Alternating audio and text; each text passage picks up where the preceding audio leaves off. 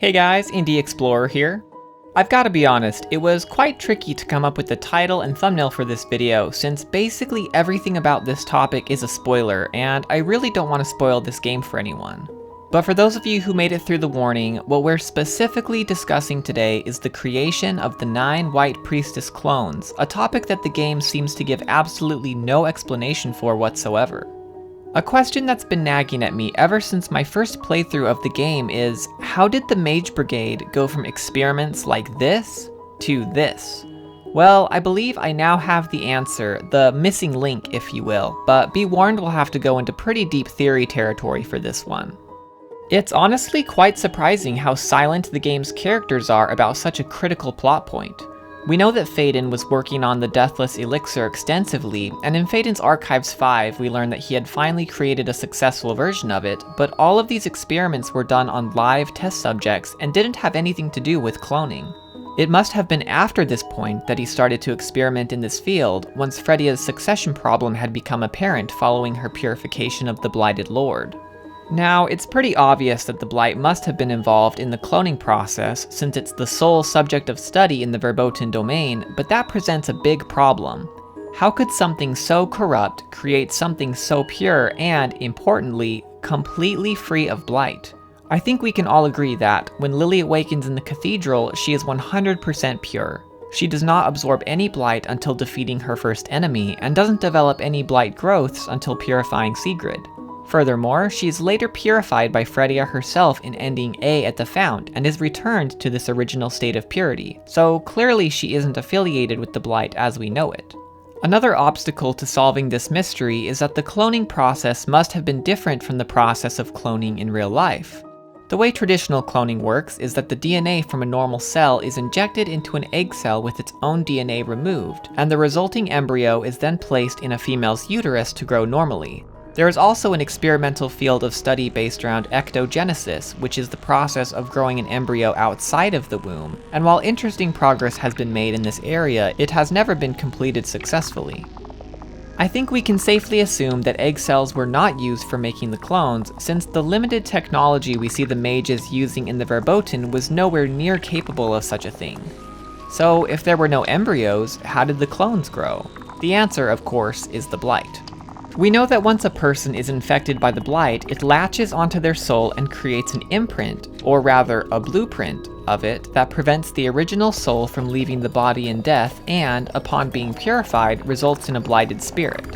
While the white priestesses are not affected the same way and function as a vessel that simply holds the Blight, it is reasonable to assume that the Blight would form a connection with their soul as well.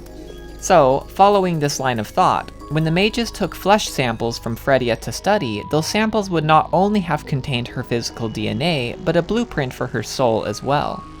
I think this blueprint could have functioned as the equivalent of an embryo, a seed of life containing all the necessary information for a person to be grown. The only other thing that would be needed was a body, and once again we must turn to the Blight as the perfect candidate for this. We know the Blight can grow human bodies because it regenerates destroyed enemies exactly to the form they were before after a short time, and it has an innate understanding of human anatomy as evidenced by the body parts that it grows down in the verboten. There's still a big problem though. The Blight is incredibly corrupt and twists and deforms life to fulfill its own destructive purposes, and this is exactly the issue that the mages ran into during Phase 1 of the clone trials, the test tubes. The mages attempted to grow clones by planting a tiny piece of Fredia's flesh into the treated test tubes along with Blight, and sure enough, a body began to grow, but we can see what happened with that. Repeatedly. The Blight is a force of distortion, and as such was simply unable to follow the blueprint and create a normal human. So how did the Mage Brigade get around this seemingly insurmountable obstacle? The answer lies in Subterranean Lab 3.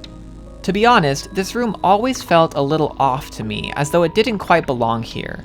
It looks and feels very different from the rest of the verboten domain, kind of peaceful in a way no other part of the area shares. The reason being, this is the room where they figured out how to clone successfully, all thanks to the white substance here that is none other than purified Blight. Now stick with me here, I know that's an oxymoron and may seem like a stretch, but just think about this. What if we've been looking at the Blight incorrectly this whole time? What if, instead of it being a purely corrupt substance, it was actually a pure substance that had been corrupted? Imagine a time many ages past, in the early days of the Ancients' history, when sorcerers had created the perfect substance, a fungus with incredible regenerative properties that, having been infused with human DNA, could mimic human flesh. It could regrow lost limbs, cure any disease, prolong the lives of anything it touched. It could do everything humankind could have wanted. Now imagine a dark, seething power just beyond the reaches of the mind, the embodiment of the Ancients' collective hatred, their enmity, animosity, and hostility, seeping into this miraculous creation and poisoning it from the inside out.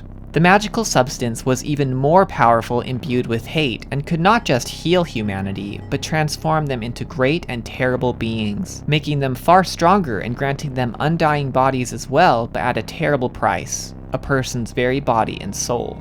A price that, ultimately, the Ancients were found willing to pay so they could conquer their enemies and establish themselves as a nation to be feared by the world.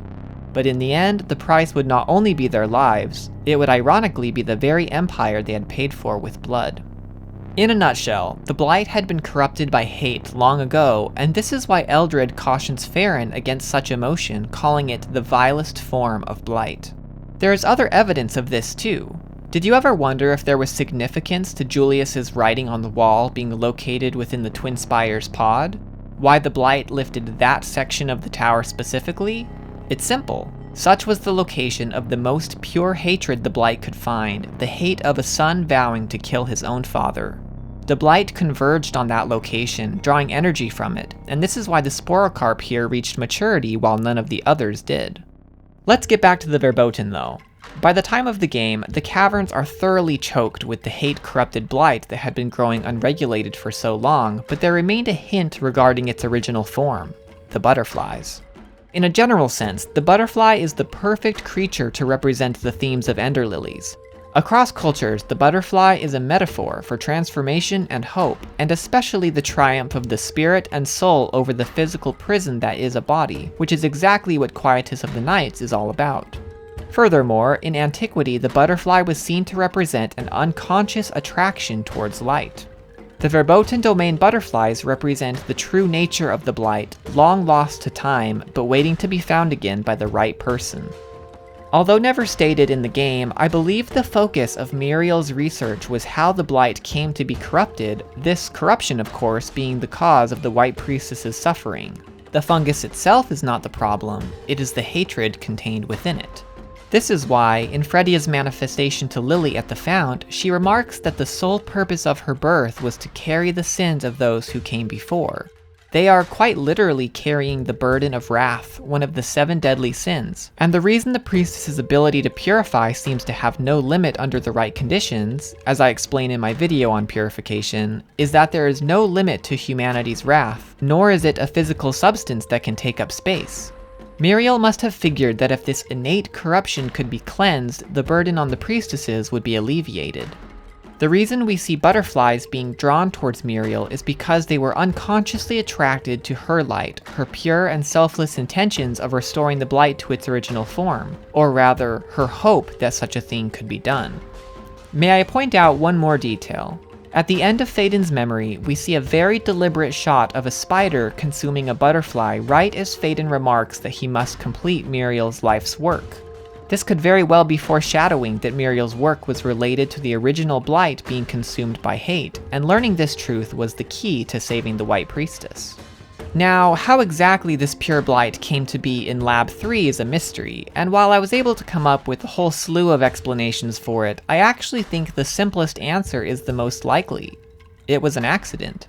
Muriel's pure heart and dedication to saving those whom she loved, even at the sacrifice of her own life and soul, purified the Blight around her little by little as she worked in the lab, and once it had started to grow, it began to spread, fighting for life even as the corrupted Blight tried to choke it out. We see that it was even able to gain a foothold in other parts of the Verboten as well, namely around respites, points where the corruption was less intense. But regardless of how it came to be, the purified Blight does exist and was the perfect substance for creating the clones, as Phaeton discovered once he determined to finish Muriel's work. It could use the blueprint provided by Fredia's soul to create pure bodies that were patterned after her physically, and inhabited by true souls that branched off of Fredia's to create 9 unique individuals. Though created from fungus, their bodies were just like any other humans, as the clones were mortal and still needed basic necessities to survive.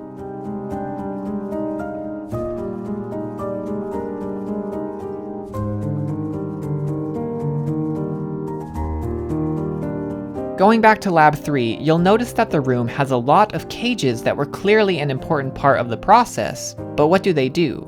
Like the test tubes, they were used as enclosures for clone development, and their purpose was to prevent corrupted blight from getting inside and contaminating the growth process.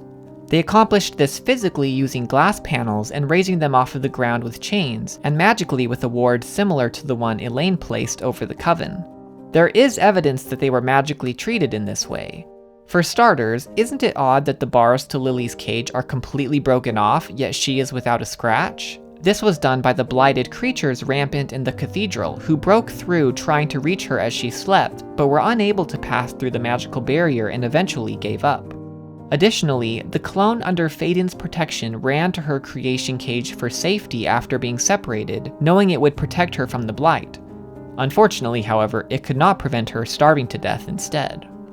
It also appears that once the growth process was successfully initiated, the cages could be moved to other locations for the process to finish, and they needed to be moved so as to leave enough room in Lab 3. It's not the biggest chamber around. We know that both lilies that were sent to the cathedral were transported during their growth, as we find both of their cages in the cellar. If you're still not convinced of this theory, may I point out one more detail. Hanging just above Lily's creation cage is a growth of the same white blight from Subterranean Lab 3 left over from her own creation. The answer to one of the game's biggest mysteries is right there in the room where it all began. As always, thanks for watching, and I'd love to hear your own thoughts on this theory in the comments below, as well as any questions you may have. I know this topic is pretty dense and can be looked at in a lot of different ways. If you enjoyed the video, please like and subscribe, and I'll see you next time.